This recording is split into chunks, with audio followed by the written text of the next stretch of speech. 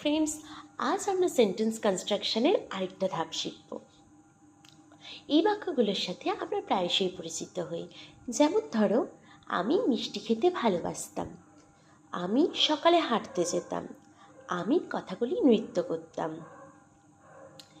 এই সেন্টেন্সগুলো যখন আমরা ইংলিশে ট্রান্সফর্ম করব তখন আমরা ইউজ টু শব্দটা ব্যবহার করব, যার মাধ্যমে বোঝায় অতীতে আমরা একটি কাজ করতাম কিন্তু বর্তমানে এখন আর সে কাজটা করি না।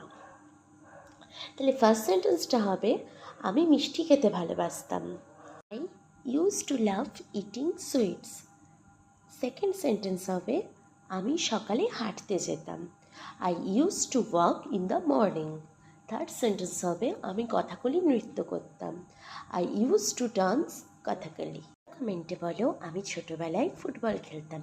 এটার অ্যান্সার কী?